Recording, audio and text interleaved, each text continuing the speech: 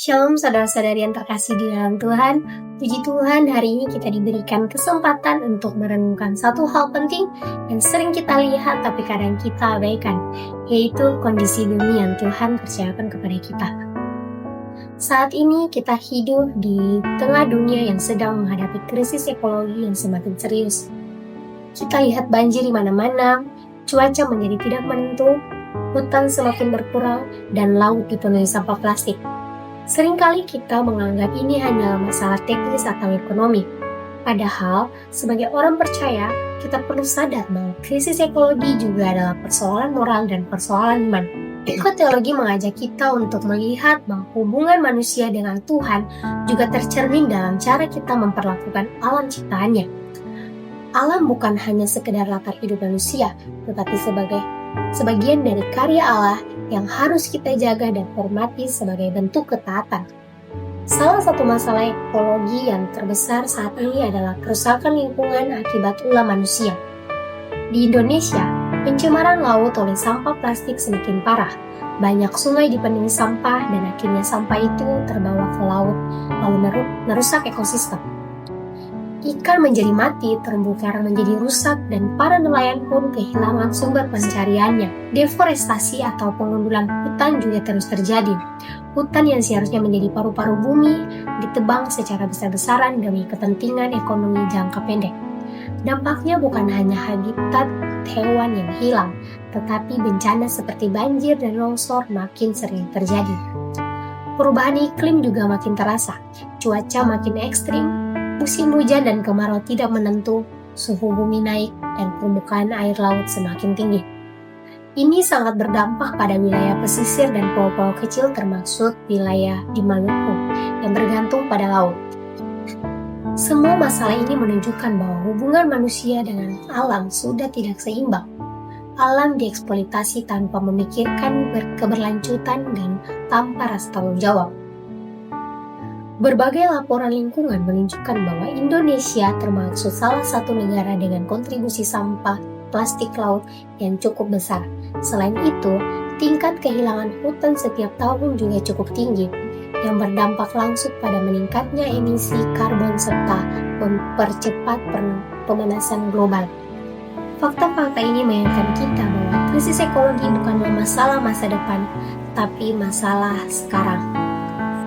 Dalam iman Kristen, manusia tidak diciptakan sebagai penguasa yang boleh melakukan apa saja di atas bumi ini.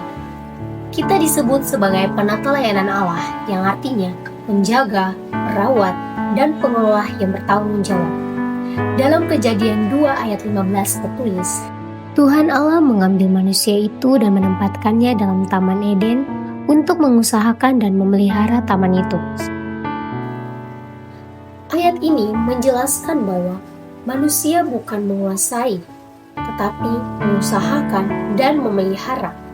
Mengusahakan berarti menggunakan alam dengan bijak, memelihara berarti menjaga agar tetap lestari.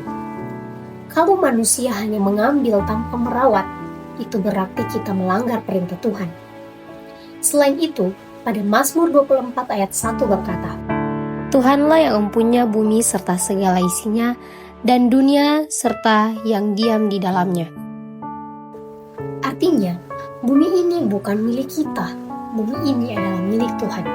Kita hanya dititipkan untuk mengelolanya. Jika kita merusak alam, itu sama saja dengan kita tidak menghormati pemilik ciptaannya, yaitu Tuhan sendiri.